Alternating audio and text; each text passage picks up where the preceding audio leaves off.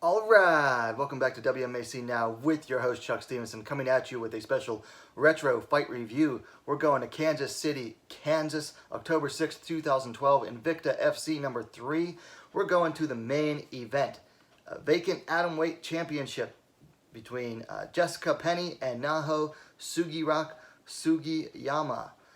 This is for the inaugural Invicta atomweight championship, and it's also for the first title fight Invicta Fighting Championships short history. Sugiyama is coming over on loan from Jules, Japanese all-female promotion, as part of a fighter sharing program between the two promotions. She is the current Jules featherweight or 48 kilogram champion. Going to the tail of the tape, Sugiyama is the older fighter, 34, to Penne's 29 years of age. Penne is definitely the taller fighter, 5 feet 5 inches or 166 centimeters to Sugiyama's 5 feet 1 inch, 154 centimeters. Penne weighed in a little bit closer to the limit of 105 pounds. She weighed in 104.4 pounds or 47.4 kilograms. Sugiyama coming in the lighter fighter, 103.6 pounds, 47 kilograms. Both have a similar record. Penne 9-1. Sugiyama undefeated at 8-0. So first round, these two come out. Penne starts pumping the jab, trying to keep Sugi at range. Nice right hand landed for Sugi. Penne decided to switch up stances. A right low kick was caught by Penne to trip Sugiyama to the ground and move to half guard. Both traded shots to the body as Penne kept trying to pass Sugiyama's half guard. Penne was struggling to get her right leg free, but then Sugi moved to butterfly guard and then slid out and stood, eating a knee on her way up. Both fighters were trading punches, some knees by Penne in the tie plum as both fighters moved towards the cage. A nice, good clinch battle took place in the final minute with both exchanging positions and knee strikes. Second round, Sugi low kick answered by Penne right hand. A right hand missed for Sugi. Penne then threw a nice flurry in response. Sugiyama's low kicks continued to get countered by Penne. Penne again got the tie plum and then threw more knees, although Sugi was smart to bring up the cross guard to block them. Penne still had the tie plum, used a nice snap down, but then Sugiyama reversed it and took Penne down. Of course, Penne was quick to bring up her high guard and set up the triangle. From there, Sugiyama tried to stack Penne on her back and head, but Penne brought her, used the legs to bring Sugiyama down close, and Sugiyama was stuck and forced to tap out. So Jessica Penne is your winner by submission due to triangle choke at 2 minutes and 20 seconds of the second round, and your first Invicta atomweight champion, and now #1 in the world at 105 pounds. Okay, so things to work on. For Sugiyama, she needs to learn how to duck and slip the jab. If she is able to duck and slip the jab, take away the opponent's jab, which Penne had a jab-heavy fight plan in the beginning. If she can learn to take away the opponent's jab, then she takes away a big section of their stand-up arsenal. For Penne, I would say her takedowns and her takedown defense. Takedowns were okay, could be better. Takedown defense, I mean, she snapped Sugiyama down. Really nice. It was a really nice snap down, but then Sugiyama just was like, okay, well, I'll take you down. So she needs to work on her takedown defense as well.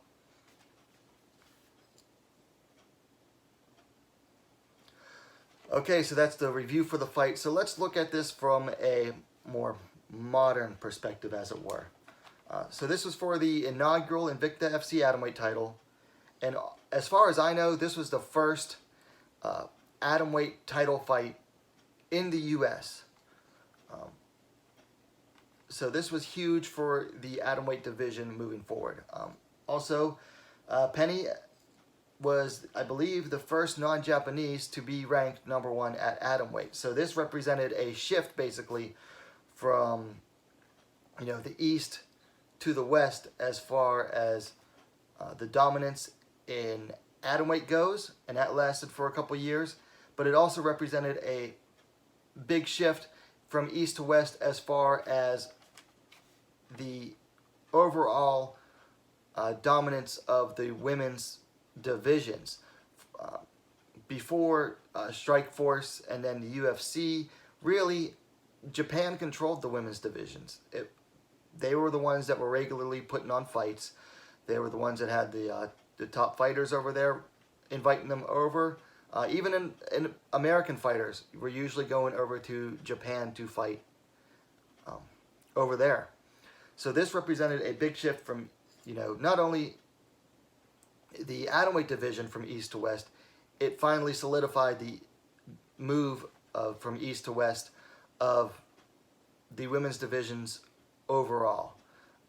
Japan, to this day, really isn't, and really all of Asia, is no longer the power player it once was in the women's divisions.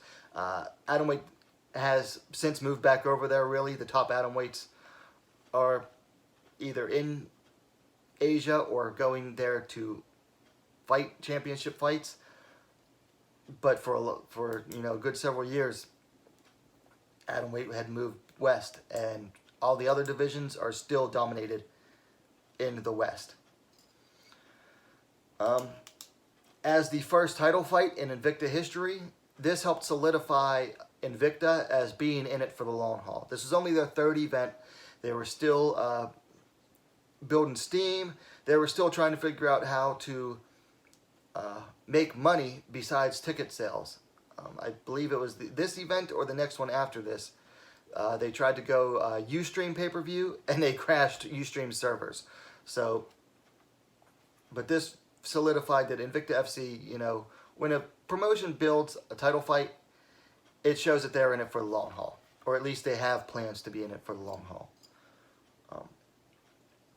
And then another note I have is that by choosing atomweight as their first title fight, it showed Invicta's dedication to not just the usual showcase divisions, which at that time were bantamweight and featherweight. It showed that Invicta was there for all the weight divisions, and that they were going to be representative of women of every weight division. So this was a huge move, and a very unusual one by Invicta FC, but a very nice one. And then finally, I have on my notes that this was, for some reason, this is one of the least talked about Invicta title fights, even though it was the first, even though it was it was #1 versus #2 in the world at the time. Sugi Rock came in #1, Penne came in #2, and then left as #1. For some reason, this goes by as like one of the least talked about Invicta title fights, and I don't know why. Anyway, as for where the fighters are now, for Jessica Penne, let me bring up the tablet here. So she went on after this. She actually lost the title in her very first title defense, I should say, at Invicta FC 5. She lost by armbar to Michelle Watterson in the 4th round. From there, she picked up a win over Nicolai Rivera-Kalanick at Invicta 6. That would be the last time to this date that she has competed at atomweight. From there, she went to the Ultimate Fighter Season 20. She made it to the semifinals, losing by unanimous decision to Carla Esparza. Then at the finale, she defeated Randa Marcos by split decision, which earned her a title shot at the new champ, Joanna Jędrzejczyk, in Joanna's first defense that she lost via TKO in the 3rd round. And she is currently on a 3-loss streak, then losing to Jessica Andrade and Danielle Taylor. She hasn't fought since April of 2017. She was scheduled to fight earlier this year, but recently she has had some issues with the U.S. anti-doping agency, USADA, in the UFC. I believe that has been resolved.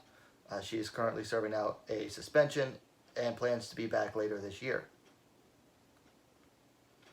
As for Naho Sugiyama, so she went back to Japan, had a non-title fight at 49 kilograms with Celine Haga that she lost by unanimous decision. Then in her next fight, she defended her title at Jules' 24th ring, losing it to Sahi Ham in the final event of Jules as their independent promotion. From there, she moved to Deep Jules, picked up a couple wins, then lost to Ayaka Hamasaki in the first round, picked up 2 more wins over Mina Kurobi and Emi Tomomatsu, where she captured the Deep Jules vacant atomweight title. Then rematched Mina Kurobi in 2017, losing a unanimous decision and losing her title. That would be her last fight. And then she had a retirement ceremony at Deep Jules 20. I believe that was in 2018. So she is now retired from the sport. Alright, so that's it for this fight. I thought it was a pretty good fight. Looking back on it, it's still a decent fight. It's how many years later? Like 8 years later? 7? 8 years later, or almost 8 years. 7.5 rather. Still a pretty good fight. A bit one-sided, but not bad overall. Still a hugely important fight. That's why I wanted to do this review on this one. Anyway, the fight is available as a standalone on UFC Fight Pass.